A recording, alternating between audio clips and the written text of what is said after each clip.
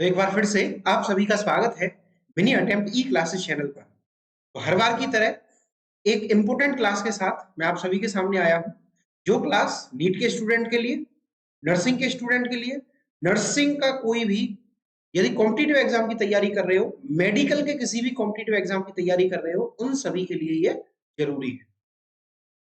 तो क्लास को आगे बढ़ाने से पहले एक पॉजिटिव थॉट के साथ में हम क्लास की शुरुआत करेंगे, जो आपकी स्क्रीन पर आ रहा होगा। जिसे हार्ड वर्क करना आता है, उसके लिए दुनिया में नामुमकिन कोई भी शब्द नहीं है। याद रखिएगा, यदि आपके अंदर हार्ड वर्क करने की क्षमता है, यदि आपके अंदर मेहनत करने की क्षमता है, तो दुनिया की कोई ताकत ऐसी नहीं है जो आपको आपके सपने, अपने लक्ष्य तक पहुंचाने से रोक सके। तो चलिए शुरुआत करते हैं हम आज की क्लास। आज हम पढ़ने वाले हैं पेनक्रियाटाइटिस के बारे में। तो फर्स्ट ऑफ ऑल, भाई पेनक्रियाटाइटिस होता क्या है पहले तो ये समझिए। देखिए, पेनक्रियाटाइटिस दो वर्ड से मिलकर बना हुआ है। एक है बेटा पेनक्रियास और एक है आइटिस। तो पेनक्रियास का मतलब हो गया पेनक्रियास। भाई पेनक्रियास का मतलब एक ऐसा ऑर्गन जो क्या करेगा। भाई पेनक्रियास का मतलब क्या हो गया, एक ऐसा ऑर्गन जो क्या करता है, प्रोटीन के डाइजेशन में हेल्प कराने के लिए पेनक्रियाटिक जूस सीक्रेट करता है।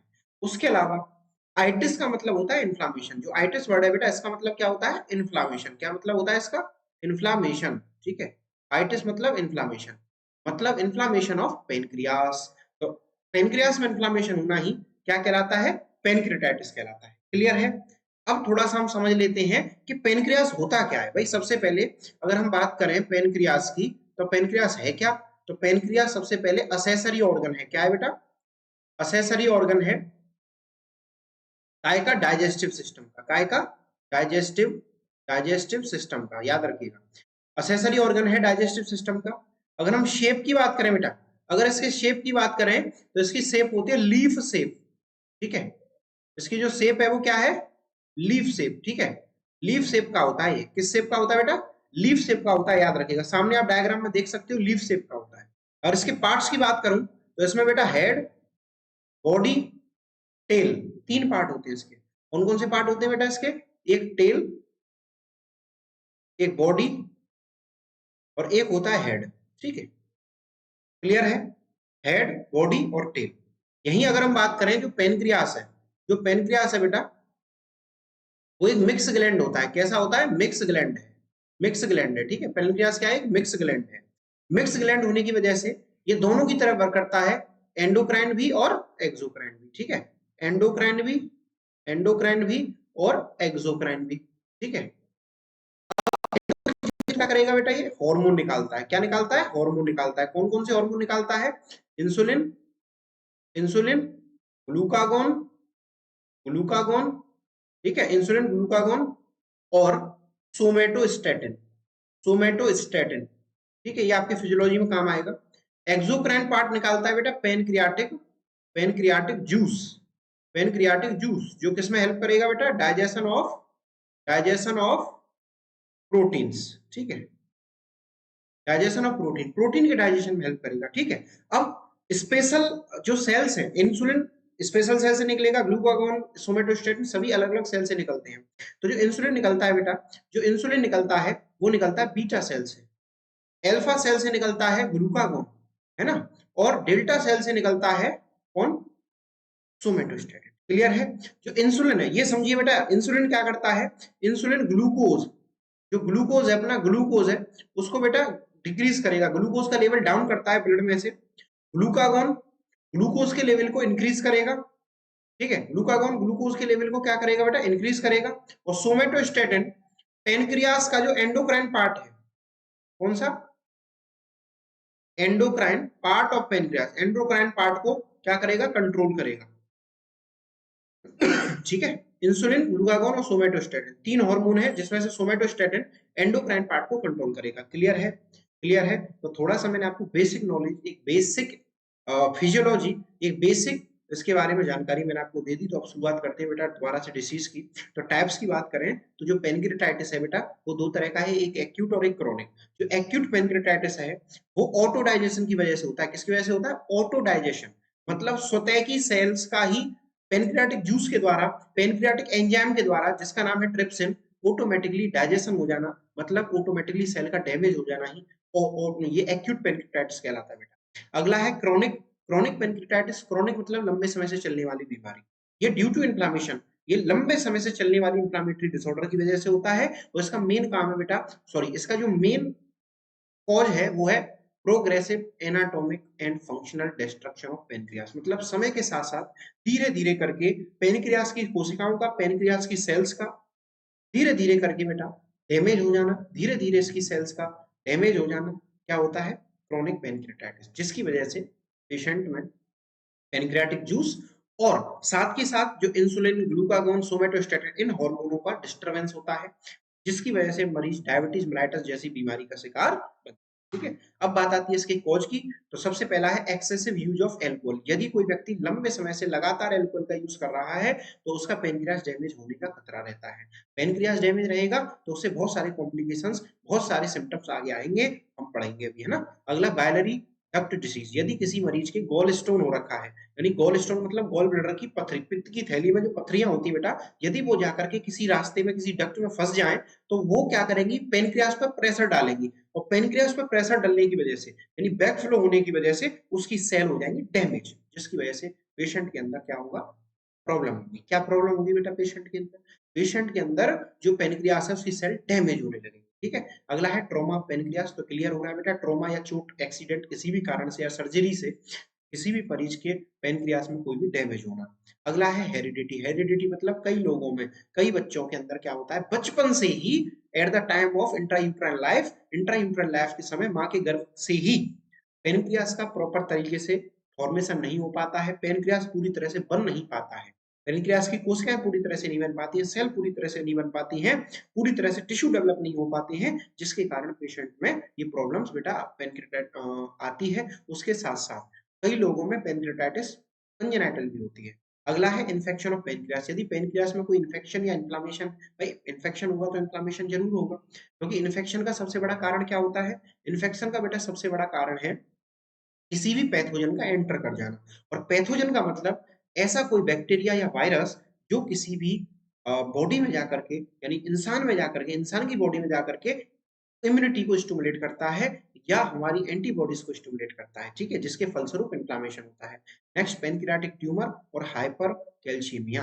तो ये, सॉरी, हाइपर कैलेमिया। तो ये सारी कंडीशन बेटा पेनक्रियाटाइटिस को कॉज करती है। उसके बाद में आते हैं प्रेगनेंसी, अगला हाइपरलिपिडीमिया और पेप्टिक अल्सर। ये तीनों की तीनों कंडीशन भी पेनक्रियाटाइटिस का कारण बनती है। क्लियर है, आगे बढ़ते हैं पैथोलॉजी की तरफ, पैथोफिजियोलॉजी की तरफ। किस तरीके से पेनक्रियाटाइटिस होती है, तो premature activation of trypsin and lipase. यदि किसी पर्सन में ट्रिप्सिन और लाइफेज का बेटा एक्टिवेशन होगा तो क्या होगा, auto digestion and inflammatory process is start. तो पेनक्रियास की जो कोशिकाएं हैं वो ऑटोमेटिकली डाइजेस्ट होने लगेंगी, ऑटो डाइजेशन स्टार्ट हो जाएगा और इंफ्लामेटरी जो प्रोसेस है वो स्टार्ट हो जाएगी, जिसकी वजह से क्या होगा, पेशेंट में फाइब्रोसिस और नोड्यूल्स का फॉर्मेशन होने लगेगा।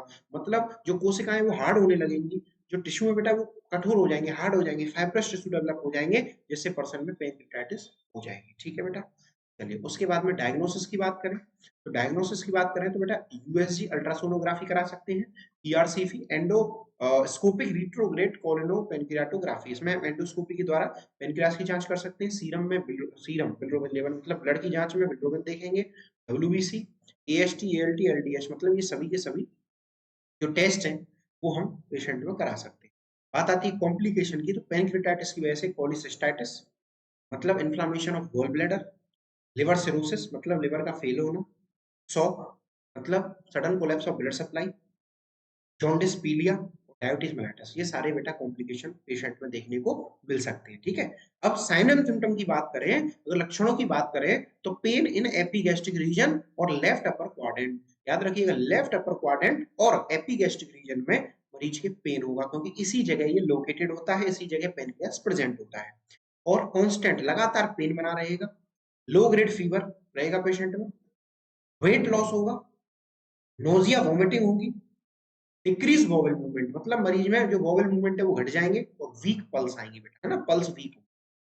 Bluish discoloration of skin, skin में बेटा ब्लूइश डिस्कलरेशन होगा, ये याद रखिएगा, ब्लूइश डिस्कलरेशन होता है। ठीक है, अगला shock in severe condition. Severe condition में बेटा शॉक में जा सकता है मरीज। स्टेओटोरिया मतलब फैटी स्टूल, स्टूल के साथ में बेटा फैट आएगा, बिल्कुल आएगा। अगला ब्रीथलेसनेस और लो बॉडी टेम्परेचर। क्लियर है, ये सभी सिम्टम आएंगे।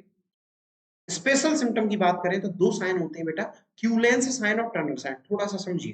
क्यूलेंस साइन का मतलब हो गया स्किन डिस्कलरेशन इन पेरी अम्लाइकल एरिया, मतलब अम्लाइकस के आसपास, नाभि के आसपास बेटा यदि किसी पर्सन में ब्लूइश डिस्कलरेशन देखने को मिले, पर्पलिश डिस्कलरेशन देखने को मिले, तो उसे हम क्या बोलते हैं बेटा, क्यूलेंस साइन।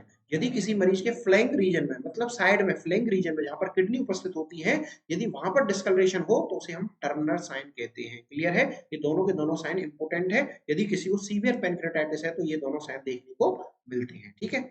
उसके बाद में ट्रीटमेंट की बात करें तो एंटीबायोटिक्स दे सकते हैं यदि बैक्टीरियल इन्फेक्शन है तो, और पेशेंट को H2 ब्लॉकर देना पड़ेगा जैसे कि रेनिटेडिन, और एनाल्जेसिक जैसे कि मॉर्फिन, मॉर्फिन सल्फेट। एनाल्जेसिक मतलब पेन को रिलीफ करेगी, रेनिटेडिन H2 ब्लॉकर हैं जो HCl के सीक्रेशन को डिक्रीज करेंगे। ठीक है बेटा?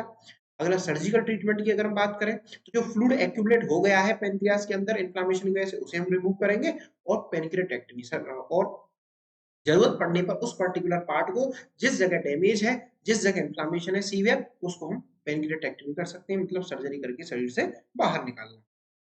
बात आती है बेटा नर्सिंग मैनेजमेंट की, तो एज ए नर्स आप क्या मैनेज करोगे? तो सबसे पहला काम रहेगा आपका फ्लूइड और इलेक्ट्रोलाइट को बैलेंस करना है पेशेंट में, प्रोवाइड कंफर्टेबल पोजीशन और रेस्ट, रेस्ट और कंफर्टेबल पोजीशन देनी है मरीज को, प्रॉपर न्यूट्रिशन देना है, साइकोलॉजिकल सपोर्ट देनी है, इंजरी को, किसी भी प्रकार की इंजरी को अवॉइड करना है, किसी भी प्रकार के इन्फेक्शन को अवॉइड करना है, पोस्ट ऑपरेटिव केयर देनी है मरीज को, और हेल्थ एजुकेशन प्रोवाइड करनी है।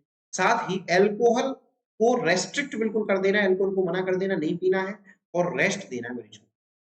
बात आती है नर्सिंग डायग्नोसिस की, तो एज ए नर्स आप क्या डायग्नोस करोगे? Pain related to inflammation to the pancreas and surrounding tissue, यानी सराउंडिंग टिश्यू में इन्फ्लेमेशन की होने की वजह से मरीज में पेन होना, दर्द होना, ये दिखेगा आपको।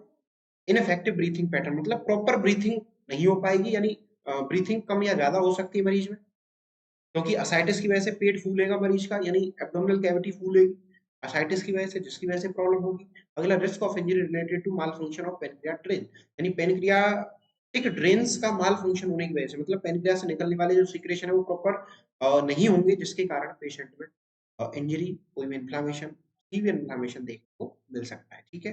क्लियर हो गया? आज के लिए इतना ही। Thank you very much. आज की क्लास बेटा कंप्लीट हुई। अगर आपको ये समझ में आया हो तो क्लास को लाइक करें, शेयर करें, ज्यादा से ज्यादा नर्सिंग और नीट के स्टूडेंट्स तक बेटा इन क्लासेस को पहुंचाएं।